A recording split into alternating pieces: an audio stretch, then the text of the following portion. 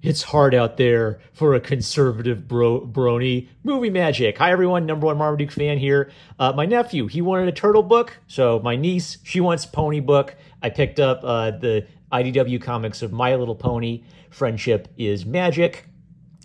These were great. Big thumbs up. This is going to be the long video where I just talk about everything. So this is the omnibus edition. This is the IDW graphic novel format edition. Shopping-wise, this is a little bit better bang for your buck page count because it's basically the equivalent of 3 books put together. You can see this one's a little bit bigger, which is nicer for, my old man eyes. So this would be my preferred version. And this one had a special cover. There's no little bells and whistles like interviews or anything. They're functionally the same except for that very tiny little difference. So I'll talk about the omnibus later. So we're just going to talk about volume 1. Writing by Katie Cook. Art by Andy Price. Big thumbs up on the writing, big thumbs up on the art. All cylinders are hitting. This is a high recommend. I was kind of lukewarm on the Turtles book. Something I mentioned in my Turtles comic review is sort of the best you can hope for when you write a comic adapting a very specific property is to faithfully create something that fits with that property. So you basically want to make the best episodes ever of that show, which means you have to adopt. It's really hard because you kind of have to adopt the writing style. You've got to nail the characters' voices and the situations that they're in. And I just thought Katie Cook nailed it. If this had been 4 episodes of the show, they would have been 4 Dynamite episodes. Now, since this is an adaptation of a pre-existing show, I should probably talk a little bit about my thoughts on My Little Pony Friendship is Magic, the show, so you can sort of comprehend what I think of the comic. I think it's a great show. Well, the elephant in the room is it was a giant meme. When it first came out, grown men started making, goofy memes about it and edgy memes about it, and it was all over 4chan. So the joke became that most of the fan base of this show was grown men. The show even started to do little nods and winks to the meme culture surrounding the show.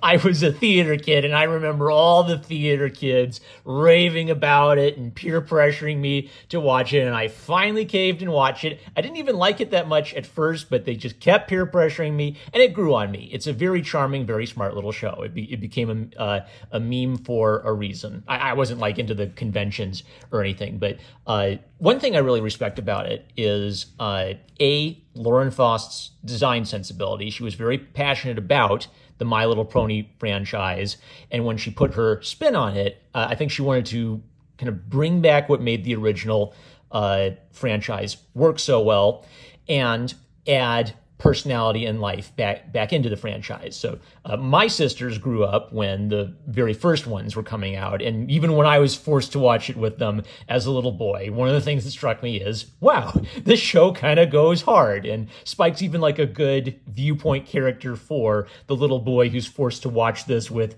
his sisters, right?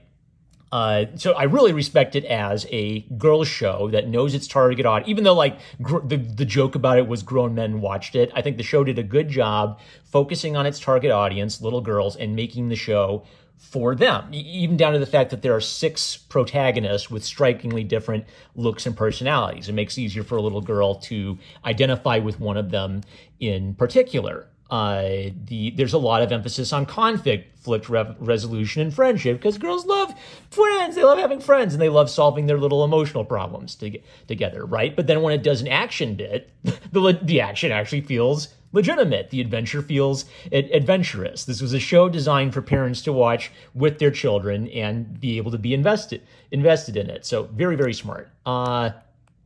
Let me think. Okay, one more thing you should probably know about the show is the average episode of My Little Pony is a goofy slice of life comedy. And then at the start of a season and at the end of the season, they'll have an action adventure that involves usually a villain or some kind of quest. And, one thing I really respect and appreciate is the villains need to be defeated. They don't just oh, please, stop being evil. Oh, pretty please. You actually have to use force to stop the bad guys from being evil. I'll talk about Andy Price's art here because this is a good illustration of it. So Andy Price has what I would call a medieval manuscript style. Some people, sometimes art history geeks call it horror vacui, it means fear of empty space, which is kind of a condescending term, but it's the idea that you fill every square inch of space you've got with something interesting. And Andy Price is a master of this, because when you do it well, what happens is you get a very dense composition with a lot of interesting things going on, and you have to like very carefully use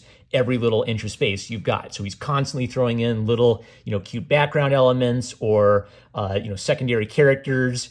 Here you can see like he's even using the chrysalis, the bad guys are these sort of like kind of like Swiss cheese vampiric monsters, and so he's even using like the holes in the monsters to highlight some of the characters. He uses the gutters between the panels to create interesting ideas like spider webs or oozing goo. He does a lot of great gags involving kind of characters pushing forward or backward in space in front of the panels or interacting with the panels. I just thought Price nailed it. Other thing I like about Price's style is it's not 100% on model to the show, which is actually good, because in a comic you sort of need them to be a little bit more expressive and exaggerated to sell the humor, and he has just enough cartooniness to sell the character comedy and the silly reaction shots. So the premise is Queen Chrysalis attacks. If you watch the show, you'd recognize her as, I think she was the villain of season 2. It would help to watch the show to know about their first interaction with Queen Chrysalis, but you don't really need to watch the show. She was a bad guy. They beat her. The good guys beat her. The bad guys back for revenge, right? So you can follow it very well. And then another thing I appreciated is every individual issue felt like a self-contained story, like a self-contained episode. So collectively, they're coming together to form a big adventure, but each chapter has warmth and has resolution. So after the initial episode where the girls get join together and they discover that the 3 little kids have been kidnapped, then they got to go rescue them. There's one of the classic, the villain's plan is to drive the heroes apart. Oh, and I'll just mention this because it's here. So they even do like fun things, like they'll reference classic Looney Tunes, like this big troll who loves Pretty Little Ponies. He's like a reference to the Abominable Snowman in Looney Tunes. The whole adventure feels like a giant homage to the Mines of Moria in Lord of the Rings. So it's doing 2 things. It's an actual adventure where the stakes matter, but there's constantly fun, whimsical little elements to. It's almost like it's trying to say to the kids, "Don't worry, kids.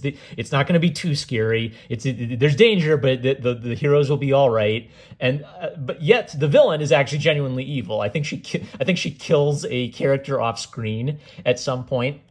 So the classic setup is the villain's plan is.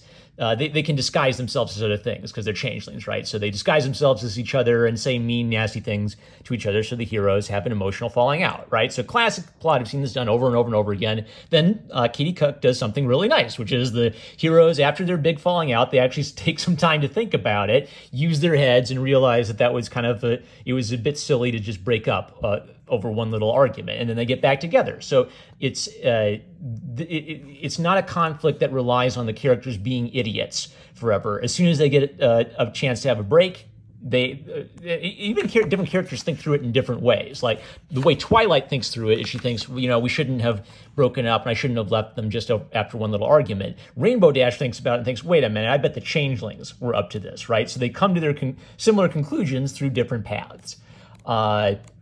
This leads up to kind of like a cool, what's his name? Who's the guy who wrote It and, what's his name? Stephen King. So kind of like a sort of freaky Stephen King adventure where they have to sneak past all of the evil monsters' horrors, and a climax where Twilight, the protagonist, is up against the villain. And Twilight, her arc is all about, she's very talented, she's very smart, she's very studious, but she doesn't have friends. And so Princess Celestia, who wants Twilight Sparkle to develop to her full potential, insists that Twilight Sparkle needs to have friends, right? So, it's the power of friendship, but it actually works. We've seen how her friends have helped her get to this point. So when it all comes down to one big magic fight, it's her love of her friends that inspires her to have the courage she needs to beat a bigger and stronger opponent, which is really genuine action adventure writing, right? That's similar to a boy's story of courage is always about a 3'0" kid with a sword has to beat a 7 tall monster in black armor, right? Courage is doing what you have to do, knowing that the foe you face may be stronger than you because you have to, because you're motivated by love. So great stuff. I even like how this ties into the theme of the show at the time. At this time, Twilight Sparkle hadn't gained all her, super magic powers later in the show. So it's really looking at this for kind of like in context of the show, it's building the idea that Twilight Sparkle has some greater potential she hasn't fully realized yet, which is obviously why Celestia has taken such an interest in her and wants her to develop her talents, right? She has great latent magical abilities, but her talent really isn't just that she's magically more talented than anybody. Her talent is that she's so studious and so hardworking, and that's what lets her help her friends. So absolutely fantastic. Big thumbs up. I can't believe I missed these. I think they're out of print now, so you're going to have to go to eBay to find them. Big thumbs up if you've got like a little girl who loves unicorns and ponies. They're like hobbits, the ponies. They live in this little well-ordered society, baking cakes and having apple pie contests. And then when evil strikes these adorable, high trust society of little fellows who live in under a beneficent divine monarch, they destroy them with extreme violence. I love it. Check it out.